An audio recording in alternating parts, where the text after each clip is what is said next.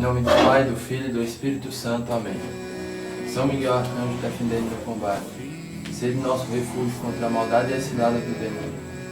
Ordem de Deus, instantemente o pedimos, e vós, príncipe da milícia celeste, pela virtude divina, precipitai ao inferno Satanás e a todos os espíritos malignos que andam pelo mundo para perder as almas. Amém. Pai, do Filho e do Espírito Santo. Amém. Boa noite a todos. Estamos aqui mais uma vez em mais uma aula do bloco Católicismo e Doutrina, dando continuidade ao curso de liturgia, onde hoje, na nossa segunda aula, diria que essa segunda aula é a centralidade do nosso curso, é a aula principal, pois é por meio dessa aula que nós vamos compreender a natureza e a essencialidade da Santa Missa. Como nós fizemos no primeiro bloco, na primeira aula, nós falamos sobre a liturgia como um todo, o que ela é, seus objetos, sua natureza, enfim, as características gerais. E na aula de hoje, como nós vamos tratar especificamente sobre a liturgia da Santa Missa, nós vamos especificar sobre a missa, o que ela é na sua essência e como devemos celebrá-la, não de maneira a tratarmos dos pontos práticos, sobre o que pode e o que não pode será trabalhado depois. Mas inicialmente nós vamos tratar sobre como devemos nos portar, qual é a essência, qual é a natureza da missa. O que nós devemos fazer baseado nessa sua principal centralidade. Bem, para nessa nossa segunda aula, nós vamos disponibilizar no blog para download um material bibliográfico, que é o livro Calvário e a Missa do arcebispo venerável e bem-aventurado Fulton Sheen. Fulton Sheen, para quem não conhece, ele foi um bispo norte-americano, que ele trabalhou de diversas formas no processo de evangelização. Processo de evangelização esse que hoje muitos padres o fazem. Usam-se da televisão, utilizam-se do rádio para trabalhar a questão da evangelização. E o venerável Fulton Sheen, ele trabalhou dessa forma. Bem, para quem não conhece ele já é venerável, já é bem-aventurado e já está em processo de beatificação. E se Deus quiser, em breve será beatificado e será mais um santo da nossa igreja. Bom, ele nasceu em 8 de maio de 85, Como eu já disse, ele ficou muito conhecido pelo seu trabalho na televisão e no rádio. Através desse trabalho, ele foi responsável pela conversão de muitas pessoas, inclusive pessoas famosas, pessoas da mídia. Além disso, ele era autor de 73 livros. Ele foi ordenado sacerdote no ano de 1919 no seminário St. Paul's, São Paulo, na cidade de Minnesota. Depois de 1919 que ele foi ordenado, começou seus trabalhos paroquiais, mas somente em 1930 foi onde ele começou um programa de rádio semanal no domingo à noite. Esse programa era chamado A Hora Católica. Esse programa durou até 1957 e teve grande audiência, ao ponto de que no próximo dessa data de 1957, mais de 4 milhões de pessoas o ouviam semanalmente, competindo com grandes audiências da época, como era o Frank Sinatra, que tocava na mesma época na rádio, ao mesmo tempo do programa. Em 1952 ele ganhou o prêmio Emmy de personalidade mais vista da televisão. E uma curiosidade, Fulton era apenas apelido, que era como sua mãe era conhecida. Na realidade, o seu nome verdadeiro era John Sheen. Esse é o nome dele, John Sheen. Mas ele dizia que não era de sua total responsabilidade o seu sucesso. O seu sucesso ele atribuía a 4 pessoas: São Mateus, São Marcos, São Lucas e São João. Eram os 4 responsáveis pelo seu sucesso. Ele também, além de falar bem ao povo, ele também falava para os grandes teólogos, pois ele ensinou teologia e filosofia. Ele também foi pároco e também foi bispo auxiliar da Arquidiocese de Nova York a partir de 1951, onde ele ficou lá até 1965. Em 66, ele foi nomeado bispo de Rochester, onde ficou por 3 anos, antes de renunciar e ser nomeado a ser bispo titular de Newport, no país de Gales, pelo Papa Paulo VI. Ou seja, ele foi nomeado bispo pelo Papa Paulo VI em Rochester, no país de Gales. Ficou 3 anos, renunciou e depois se tornou a ser bispo de Newport. Ele também ganhou seu maior elogio em 1979, quando o Papa João Paulo II o abraçou na Catedral de São Patrício, em Nova York. O Papa disse a ele, se dirigiu a ele com essas palavras: "Você tem escrito e falado muito do Senhor Jesus. Você é um filho fiel da igreja." Com esse lindo aviso, o bispo ele foi para a vida eterna em 79. Em dezembro de 79. Em outubro de 79 ele ouviu esse grande elogio do Papa João Paulo II, e em dezembro de 79 ele partiu para a vida eterna, falecendo de doença cardíaca. Em setembro de 2002, a Congregação para a Causa dos Santos abriu oficialmente a causa dele e lhe concedeu o título de servo de Deus. E atualmente está em curso o seu processo de beatificação e canonização. Todas essas informações eu peguei no livro da Reverendíssima Martin Lúcia. O nome do livro é Let the Sun Shine. É um livro em inglês que eu encontrei no site a tradução. E aí eu posso disponibilizar também o link do site para quem quiser se aprofundar mais. Mas os principais pontos da vida de Fulton Sheen estão aqui. Mas enfim, nosso principal objetivo com a aula não era falar da vida dele. É interessante que a gente fale da vida dele para poder conhecer quem é o autor do nosso material bibliográfico. Mas não é a meta da nossa aula. A meta da nossa aula é falar do seu livro. O seu livro que é o Calvário e a Missa.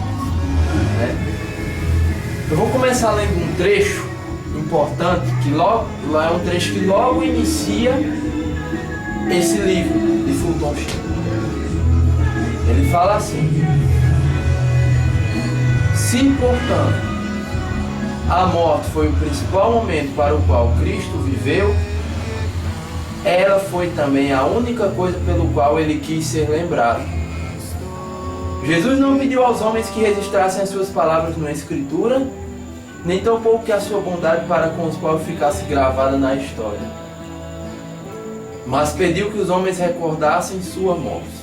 Isso é importante porque muitas pessoas têm a mentalidade de que a Sagrada Escritura ela é a coisa mais importante dentro da igreja, que fazer as práticas da bondade de Jesus são a coisa mais importante que um católico deve fazer.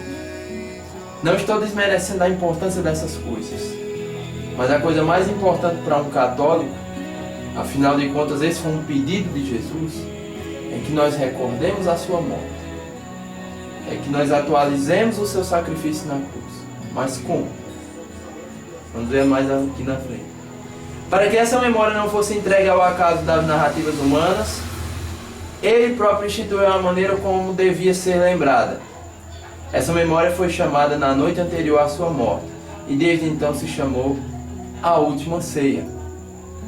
Tomando o pão nas suas mãos, Jesus disse: "Esse é o meu corpo que se dá por vós, fazei isto em memória de mim." Tomou também depois da mesma maneira o cálice, dizendo: "Este é o cálice do Novo Testamento em meu sangue que será derramado por vós." São Lucas, capítulo 22, versículos 19 e 20. Então, o arcebispo ele inicia o livro falando justamente de que essas foram as palavras que Jesus deixou para que nós se utilizemos dela para recordar a sua santa morte. Santa morte essa que ela nos é recordada. Estou utilizando o termo recordado porque nós estamos fazendo uma pequena construção filosófica, mas baseada naquilo que nós temos da nossa doutrina, que nós vamos avançar mais na frente e ver que não se trata exatamente de uma recordação, mas de algo mais profundo. Então o mais importante nas nossas vidas é recordar a morte de Jesus. Mas como fazemos isso? E é isso que nós vamos ver mais à frente. E assim, num símbolo incruento da separação do sangue e do corpo, pela consagração do pão e do vinho, Cristo oferece-se à vida de Deus e dos homens, e representou a sua morte, que devia ocorrer às 3 horas da tarde no dia seguinte. Ele oferecia-se para ser imolado como vítima, e para que os homens nunca esquecessem que jamais homem algum dera maior prova de amor do que aquele que renunciava à vida em favor dos seus amigos. E deu à igreja esta ordem divina: fazer isto em memória de mim. Então o texto aqui é bem óbvio quando ele fala que nós devemos fazer isso, devemos recordar a morte de Cristo através desse sacrifício incruento do pão e do vinho que se tornam corpo e sangue. E isso é claramente observado na Santa Missa. Ele diz aqui bem claro que ele representou isso na sua morte algumas horas antes de ser imolado e crucificado. Então nada mais do que nós vamos chegar à conclusão, através desse raciocínio, que a centralidade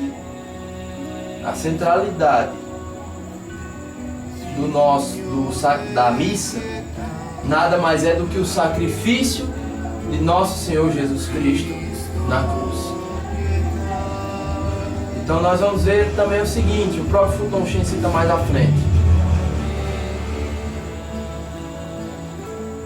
A centralidade da vida de Cristo é a sua morte. Eis o grande X da questão. Porque muitas pessoas colocam a centralidade da vida de nosso Senhor como sendo a sua ressurreição.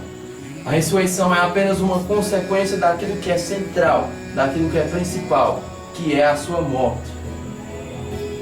Essa morte ele quis que fosse lembrada através de um momento sublime, de um sacrifício incruento. Certo? O sacrifício de Cristo na Santa Missa ele é incruento. Este sacrifício incruento, ele mesmo celebrou pela primeira vez como perfeito e eterno sumo sacerdote. Este sacrifício celebrado por ele não era incruento, mas cruento, pois foi com a sua carne e com o seu sangue que o mesmo foi celebrado. Ou seja, houve derramamento de sangue humano, não que na missa não haja, e acontece um derramamento de sangue. Mas o sacrifício de Cristo na cruz, ele foi não só em substância, não só em natureza, não só em essência, mas também em matéria. Por isso é chamado cruento. Na Santa Missa nós temos um sacrifício substancial. Não significa que não é um sacrifício, só não é físico, só não é algo material. É algo que transcende os nossos olhos, como diz Santo Tomás de Aquino. O tato, o paladar e a visão transcendem. Mas como o apóstolo Tomé, eu desejo dizer meu Senhor e meu Deus. Então ao olharmos, ao pegarmos, se é que não se pode tocar na Santa Eucaristia, isso nós vamos tratar depois. Mas se pudéssemos tocar, se pudéssemos olhar como podemos olhar, não há um derramamento de sangue à nossa vista. A nossa vista não alcança esse derramamento de sangue, mas ele acontece de maneira essencial, de maneira substancial. E ele diz mais: pois foi com sua carne e com seu sangue que o mesmo foi celebrado. Este memorial da paixão de Cristo é a Santa Missa ou o Santo Sacrifício. Então, o memorial da morte de nosso Senhor nada mais é do que a Santa Missa. Isso me recorda justamente aquelas santas palavras de São Padre Pio, que uma vez um repórter perguntou a ele como deveríamos assistir à Santa Missa. E ele disse como a Santa Mãe de Deus, Maria Santíssima e São João assistiam ao santo sacrifício de Cristo na cruz, pois é o mesmo sacrifício. Como por este sacrifício veio a salvação da humanidade, pelo derramamento do sangue de Cristo na cruz veio a salvação da humanidade, é o momento mais sublime da vida de qualquer cristão católico. É como dizia o Beato João Paulo II no seu documento Eclésia de Eucaristia. É o ápice da vida cristã. É o ponto mais importante da vida cristã.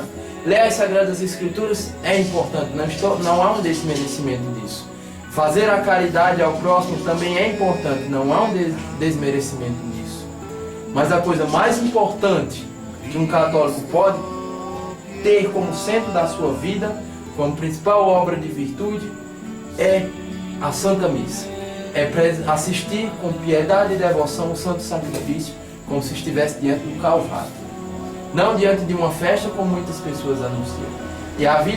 E a missa se torna uma festa, pois quando nós formos analisar o contexto mais à frente, de toda a estrutura com qual ela é elaborada, a Santa Missa, no final dela nós comemoramos, entre aspas, a ressurreição do Senhor e a descida do Espírito Santo sobre nós, o Pentecostes.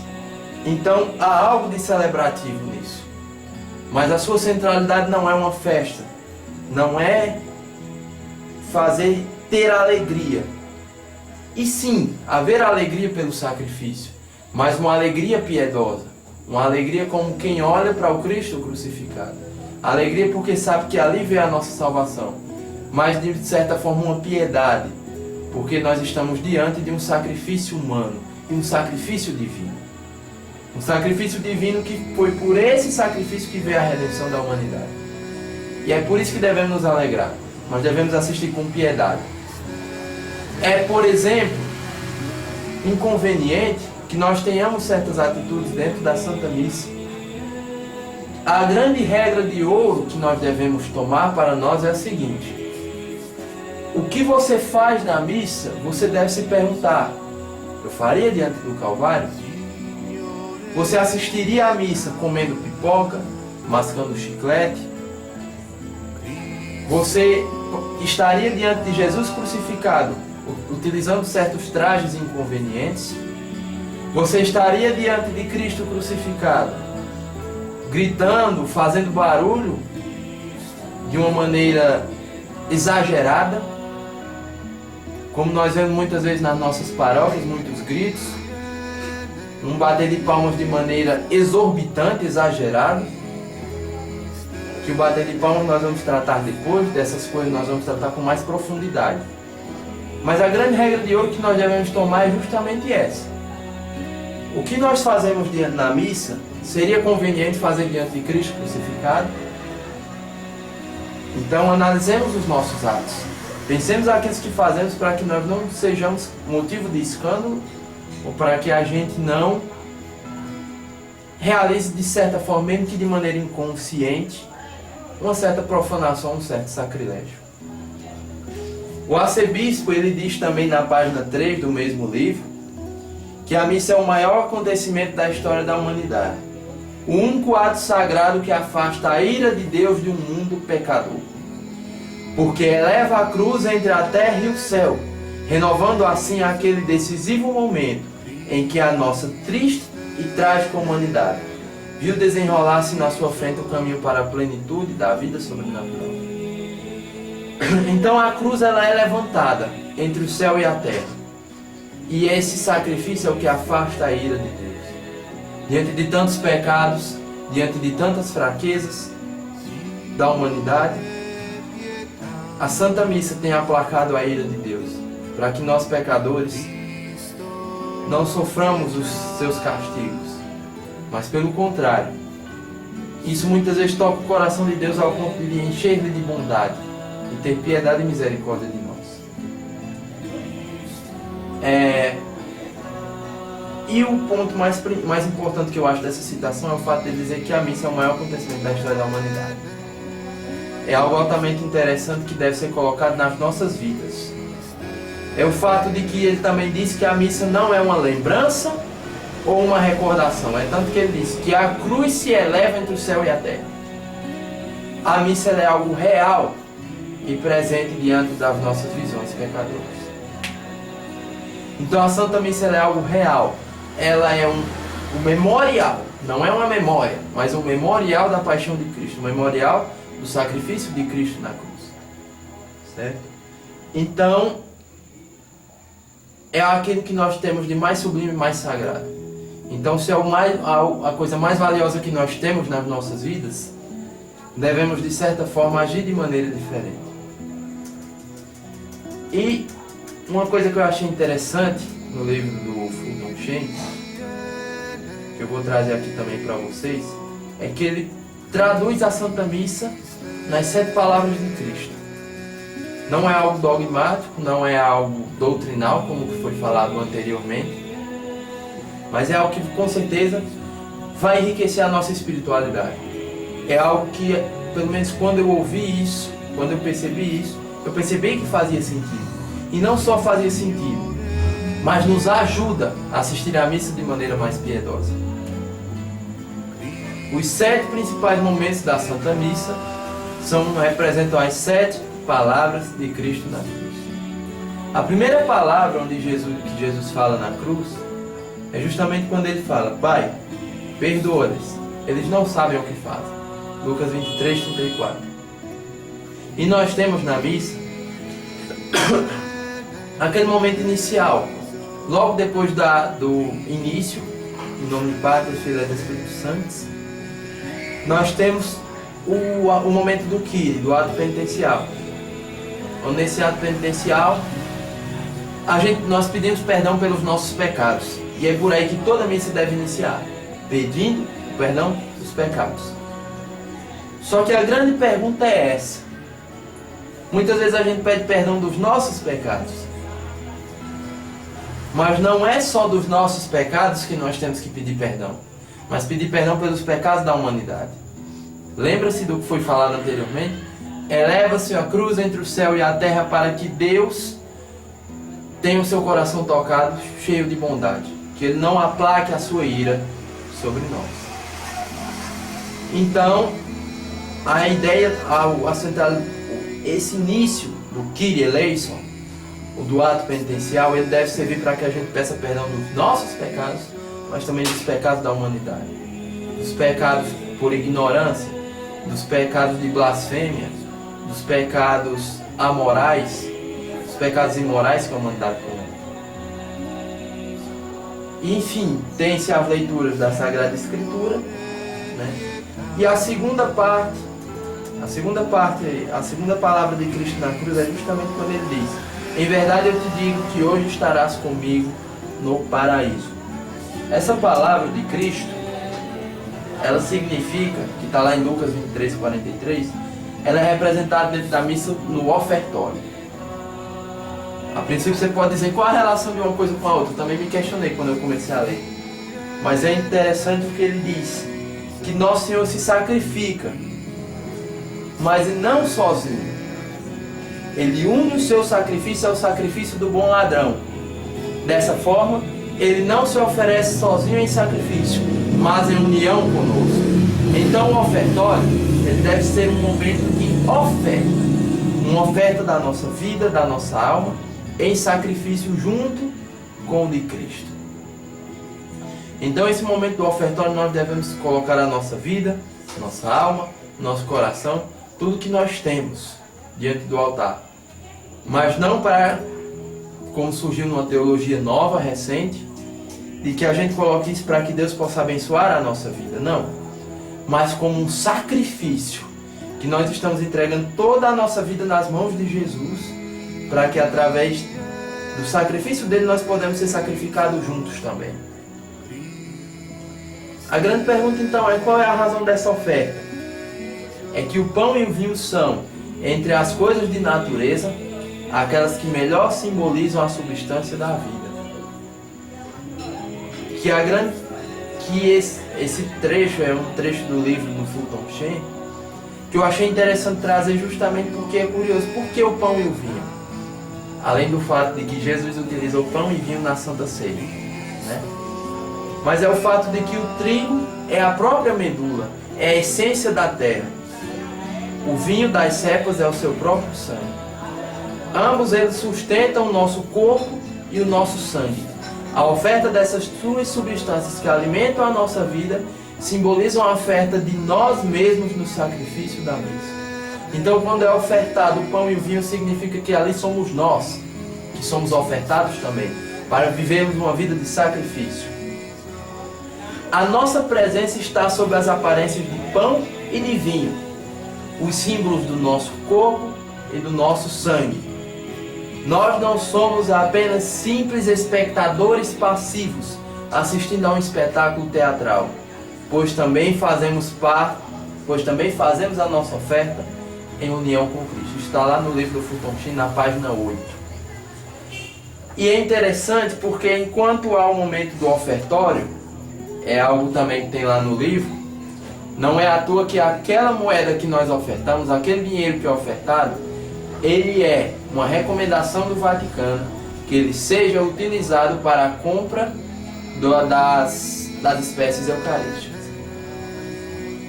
É interessante isso porque enquanto há o ofertório, algumas pessoas ficam conversando, algumas pessoas ficam batendo papo, pensando que o ofertório nada mais é do que vamos ficar aqui de boa, esperando o padre terminar de ofertar. Não. O ofertório ele tem outro objetivo. Objetivo esse que é ofertar a nossa vida junto com a de Cristo. A próxima parte é justamente a parte do santo, que é algo a ser ressaltado, que nós devemos tomar cuidado, principalmente no momento do santo. Surgiu-se uma ideia dentro da missa de que o santo é aquele momento de louvosismo, bater palmas, levantar mãos, mas não. Nós devemos ter a consciência de que o santo faz parte ainda do sacrifício de Cristo, pois é o momento onde ele diz: mulher, eis aí o teu filho, filho, eis aí tua mãe. João 19, 26, 27. Qual é a relação de uma coisa com a outra? O princípio que, se nós formos olhar na Sagrada Escritura, é que toda vítima, antes de ser sacrificada, ela era santificada. Até aí tudo bem. É aquela coisa, Cristo ele é a vítima sacrificada. Mas ele não precisa de santidade, pois ele é o santo de Deus, o Filho do Deus vivo, o santo dos santos. Porém nós também somos vítimas. Lembra que somos ofertados juntos com ele? E nós sim, precisamos ser santos. E aquela que foi responsável pelo santo dos santos em sua vida oculta, é a única capaz de nos tornar santos e alcançar a salvação. Existe um dizer dentro da tradição católica que diz que Maria ela é a medianeira de todas as graças. Maria ela é a intercessora pela qual nós alcançamos todas as nossas graças. Então nossos irmãos protestantes, mesmo que alcancem uma graça, mesmo que eles não reconheçam, foi por intermédio de Maria Santíssima. Ela é a única capaz de nos tornar santos e de nos fazer alcançar a salvação. É ela a responsável de fazer outros tantos Cristos no meio dos santos sacrifícios. Então esse momento é o momento onde nós imploramos santidade. Santos, santos, santos, Dominus Deus Sabaoth. Santo, santo, santo é o Senhor Deus do universo. Sede santos como o vosso Pai do céu é santo. Então só através de Cristo e através da poderosa intercessão da Virgem Santíssima nós podemos alcançar essa santidade. E é através da Eucaristia, do santo sacrifício de Cristo, que a santidade é capaz de fazer parte da nossa vida, da nossa natureza. Então, percebe que uma coisa vai ligando com a outra e se forma uma certa organicidade. É como se fosse um corpo que tivesse vida. É como se fosse a igreja que é um corpo. A quarta parte, que é uma das mais importantes, é o momento da consagração, que é o momento do Calvário de Cristo, da cruz de Cristo. Que é justamente o momento que está lá em Mateus 27, 46, onde ele diz: Eli, Eli, lama sabachthani. Meu Deus, por que me abandonaste? Nesse momento do Calvário, nosso Senhor sente em sua alma todas as dores daqueles que abandonaram a Deus. Quando Jesus ele fala isso, não significa dizer que ele se sente abandonado por Deus, pois ele é o próprio Deus. Nem se sente abandonado por Deus Pai, mas ele sente em sua alma todas as dores daqueles que abandonaram Deus. Ele sente em sua alma todas as dores dos agnósticos. Ele sente em sua alma todas as dores dos hereges. Ele sente em sua alma as dores dos ateus. Desta maneira, ele continua padecendo em santo sacrifício. Com a diferença que ele não padece sozinho, mas padece conosco no seu corpo místico, que é a igreja. É um momento de maior piedade, pois é um momento onde Jesus ele sente a sua maior dor, que é a dor na alma daqueles que negam a Deus. O quinto momento da Santa Missa, muito importante, talvez o mais importante, é o momento da comunhão, que é relativo à palavra de Cristo na cruz, quando ele diz: tenho sede, que está lá em João 19, 28. Essa sede não é uma sede física, não é uma sede de água. A sede de Jesus não significa essa sede de água, mas uma sede que ele tinha e que continua tendo pelas almas. Jesus tem sede de almas, como, se eu não me engano, é na aparição de Nossa Senhora em Fátima, que ele diz que Jesus tem sede das nossas almas. Ou é a aparição do Sagrado Coração de Jesus, eu não me recordo. Mas Jesus ele tem sede das nossas almas, e essa sede é tratada nessa palavra, quando ele diz tenho sede, não de água, mas das nossas almas. Portanto, é através da comunhão que nós nos tornamos mais unidos intimamente a Cristo. É através da comunhão que nós saciamos a sede de Cristo, que nós nos unimos mais intimamente a Ele. A sexta parte, que é onde a missa termina, que significa o ir em paz, né? Na nova missa, na missa antiga, missa finit est, né? A missa está terminada, que representa aquela palavra de Cristo: tudo está consumado, onde ele entrega o seu Espírito ao Pai e falece na cruz. Está lá em João 19, 30. Neste momento a obra de Deus está consumada, está terminado o que Cristo veio fazer, concluída por parte de nosso Senhor. Mas nada mais pode ser feito de maneira tão perfeita por Deus. De Deus tudo está feito. Nosso Senhor Jesus Cristo, ele consumou sua obra, mas nós não consumamos a nossa ainda. A nossa obra ainda continua, afinal nós somos igreja peregrina. Nós continuamos no combate, na luta pela salvação. A última parte, a sétima, que não se encontra na missa de Paulo VI, fazendo a retratação. Não gosto do termo missa nova e missa antiga. Parece que é algo que surgiu bom e algo que foi embora que era ruim. Ou como algo saudosista, que o que era antigo era maravilhoso e o que é novo não presta. É bom a gente utilizar os termos corretos: missa de Paulo VI, missa de Pio V, ou missa na forma extraordinária, ou missa na forma ordinária, que nós vamos tratar mais na frente. Na missa na forma extraordinária, ainda há um último evangelho, onde é rezado aquele primeiro capítulo do Evangelho de João no final da missa. No princípio era o Verbo era Deus. Aquele primeiro capítulo de João é rezado no fim da Santa Missa, no rito tridentino, na forma extraordinária, que é similar àquele momento onde Jesus disse: Pai, nas vossas mãos entrego o meu espírito. Está lá em Lucas 23, 16.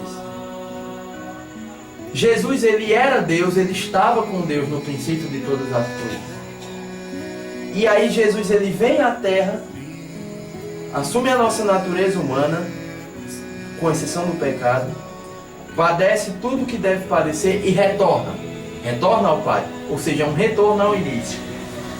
É como dizia um ditado grego: todas as coisas perfeitas movem-se em sentido circular. Ou seja, se algo perfeito, deveria retornar. E Jesus retornou ao Pai, entregando nas mãos dele o seu Espírito. Por isso a leitura do Evangelho.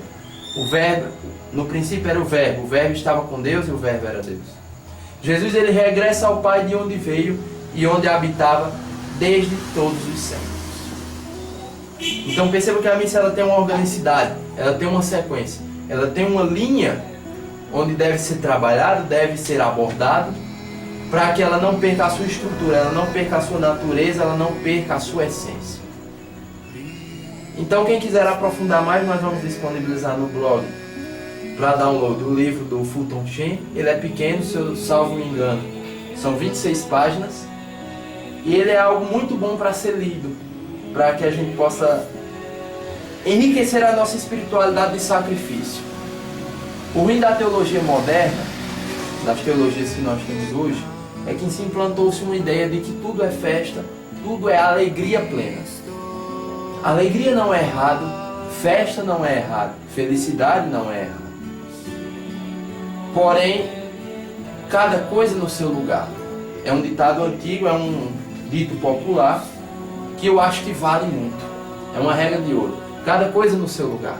A missa não é lugar para isso. E até é, mas tem seus momentos de alegria, mas uma alegria piedosa. Então a missa, se a gente for resumir, dar uma definição através de tudo isso que foi falado, pudéssemos resumir o que é a Santa Missa, ela é o memorial do sacrifício de Cristo na cruz. Ou nós poderíamos dizer que é o próprio sacrifício de Cristo na cruz. Onde nesse sacrifício da missa é vivido cada uma de suas palavras, cada um de seus atos, da sua vida pública, da sua vida oculta, mas principalmente das suas palavras na cruz. Então a definição da Santa Missa é o sacrifício de Cristo na cruz. Isso se encontra no nosso catecismo, no Catecismo de São Pio X, no Catecismo Romano, no Catecismo da Igreja Católica, no Compêndio do Catecismo da Igreja Católica. Se você quiser procurar a definição de Santa Missa, é essa: é o sacrifício de Cristo na cruz. Então a regra de ouro é essa. Se eu puder resumir essa aula toda nessa definição e numa regra, a grande pergunta que nós devemos, a grande coisa que nós devemos tomar para a nossa vida é essa: como nos portar diante da missa? A regra é: se porte como você estivesse diante de Cristo crucificado. E todas as outras coisas sairão com fluência, com sabedoria. Bom, essa foi a segunda aula. Em breve nós estaremos também disponibilizando a terceira. E houve uma mudança, uma pequena mudança na estrutura do curso. Eu disse que iria falar sobre a Introdução ao Espírito da Liturgia, que é um livro do Bento XVI, mas infelizmente não tive acesso a ele, não consegui. E eu vou trazer algo mais prático, mais 2 aulas, tirar essa e colocar mais 2, que é algo bem interessante, que é sobre mitos e erros litúrgicos na missa de Paulo VI, e falar sobre um documento chamado Redemptionis Sacramentum, que ele é colocado debaixo da cama dos nossos sacerdotes, infelizmente. É um documento que tem sido esquecido dentro da nossa pastoral de liturgia. É um documento que deve ser lembrado porque são recomendações essenciais que não estão sendo colocadas em prática. E que, se forem feitos, nós podemos ter uma missa mais bem celebrada, segundo como nos ensinou Fulton Sheen. Então, para a gente encerrar a nossa aula, vamos rezar a oração em defesa pela verdadeira fé que se encontra no nosso blog. Jesus, verdade pela qual estão submetidas todas as coisas, dai-nos verdadeira parresia na luta contra as heresias e as apostasias. Dai-nos o santo temor e obediência para cumprirmos a tua ordem. Ordem essa que é a que vendamos os nossos mantos e compremos nossas espadas. E no combate possamos lutar até o martírio, se assim for necessário. De tal maneira que esse combate gere em nós uma esperança viva, uma fé autêntica e uma caridade ardente. Vós que sois verdadeiro Deus e verdadeiro homem, que vive e reina pelos séculos dos séculos. Amém. E hoje, na festa da Santa Mãe de Deus, possamos rezar uma Ave Maria. Neste momento, peça aquela graça que você tanto precisa, não a que você deseja, mas aquela graça que você tanto precisa na sua vida. Peça pela poderosa intercessão da Virgem Maria, aquela que é medianeira de todas as graças, e a que é a única dentre os seres humanos de natureza humana pura que pode nos tornar santos. Rezemos: Ave Maria, cheia de graça, o Senhor é convosco. Bendito sois vós entre as mulheres, bendito é o fruto do vosso ventre, Jesus. Santa Maria, Mãe de Deus, rogai por nós pecadores, agora e na hora de nossa morte. Amém. Auxílio dos cristãos, rogai por nós. São Francisco de Sales, rogai por nós. Santo Tomás de Aquino, rogai por nós. Estamos unidos e vamos permanecer sempre unidos. Em nome desse Deus que é Pai, Filho e Espírito Santo. Amém. Deus abençoe a todos.